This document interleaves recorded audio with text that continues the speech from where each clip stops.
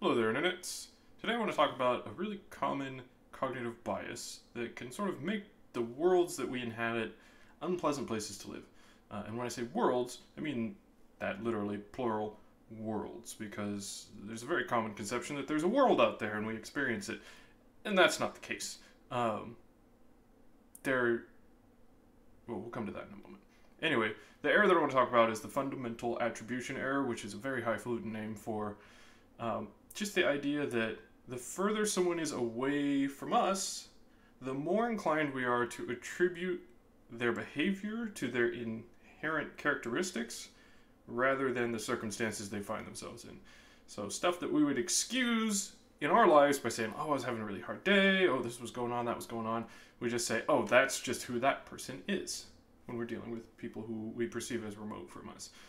So the way that I like to sum that up is, I'm having a hard day, you're being kind of a jerk, and that guy's an asshole for the exact same set of behaviors. And why does this matter? Well, you have to live in whatever world you create. And that's the thing that I feel like bears repeating. You have to live in the world that you create. And you do create a world. Every moment, moment by moment, your brain has to model the universe that it finds itself in. And it only has good information out to the edges of your nervous system. So it's a very scant sort of dusting of information on which is built this really rich and detailed model. And so a lot of stuff's just getting filled in. And so if we're cruising around attributing things to people's inherent characteristics that actually are really better explained by the circumstances they find themselves in, then what we end up with is a world full of assholes that we live in. And that perception that the world is composed largely of assholes shades every experience that we have going forward. So if you are living in a world wholly composed by assholes, that's not going to be a pleasant life experience. Every single time you have to reflect on the state of the world, it's going to be like, oh, it's really bad out there. That's no good.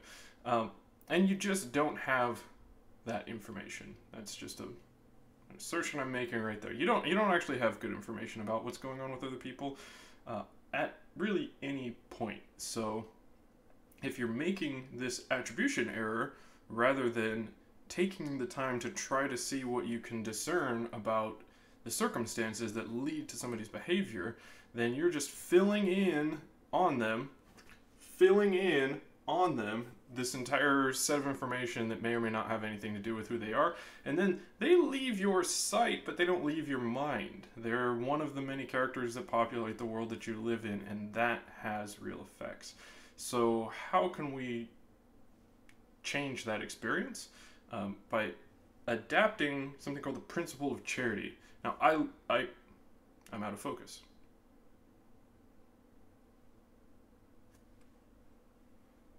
And there we are. I love this. This comes out of sort of philosophy and sort of the training that people engaging in philosophical discussion get to engage constructively with people who disagree with them. And the principle of charity just says that if you're interpreting somebody's argument, because language necessarily involves ambiguities, because we don't have time to really finally spell out the meaning of every single term that we use, you should always interpret somebody else's argument in the manner that makes their argument strongest. Because if you sit down and turn every single knob so that it's the weakest possible combination of things and then argue against that, then they're just going to go, you're blatantly mischaracterizing what I said, you're being ridiculous, and you just pass right by each other without having any kind of constructive interaction.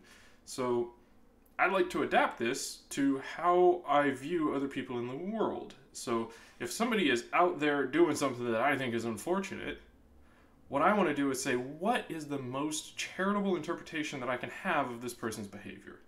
Right? Understanding my limitations as a human being, understanding that I don't have complete information about the circumstances, how can I construct my model of this person in a manner that is most charitable to them while still honestly and accurately taking into account whatever sort of jerkish behavior they have going on?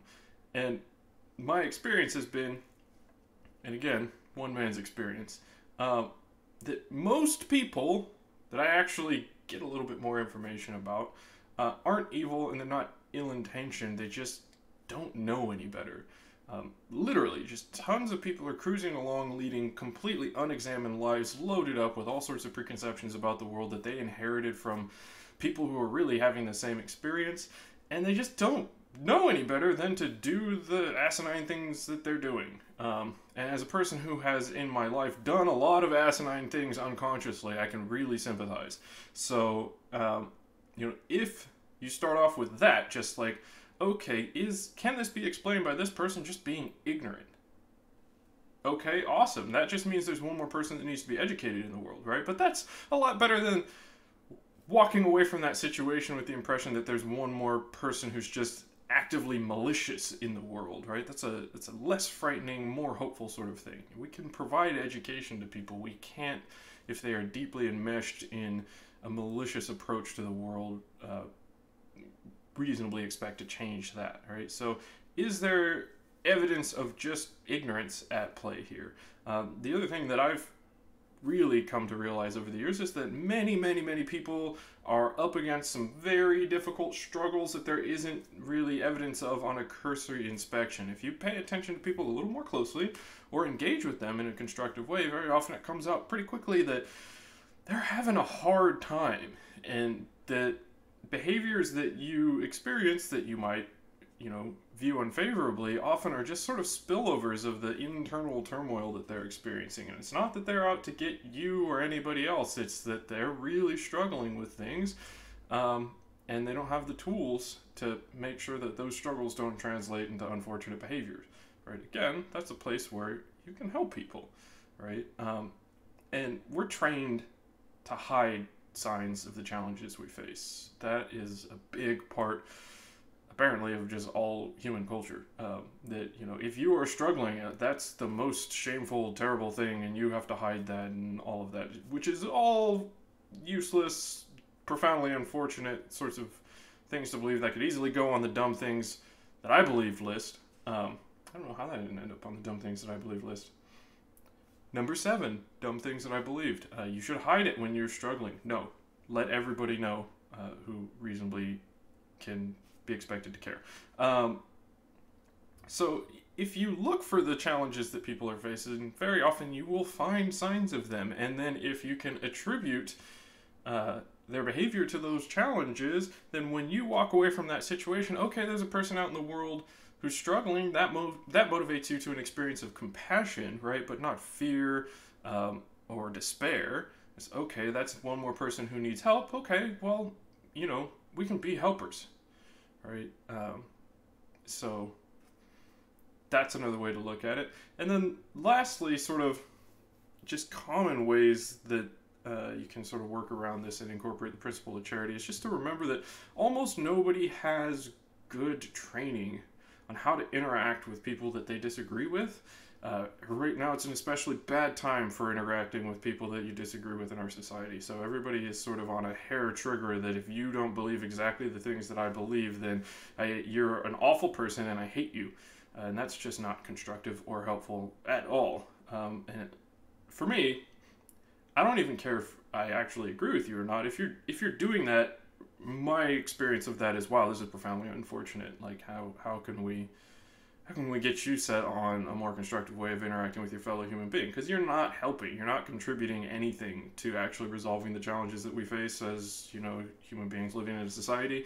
You're just making a lot of heat, a lot of noise, and not doing a lot of work. So if you see somebody who's having that sort of behavioral issue where somebody's disagreed with them and they're just being obnoxious, okay, take the opportunity to model constructive behaviors, right? And very often that can just take the form of just accepting whatever abuse they're hurling at you without emoting in response to it, and just saying like, hey, okay, what's going on with that? Why do you think you need to talk to me that way? Why do you think you need to engage in this sort of thing? And my experience has been that if you listen to people, then you can have really constructive conversations with them, even if they are loaded up with all manner of hateful ideology, because people generally like being listened to. If you're willing to just listen to what somebody has to say for a while, if you establish that you actually care enough to pay attention, then they'll tell you what's going on with them.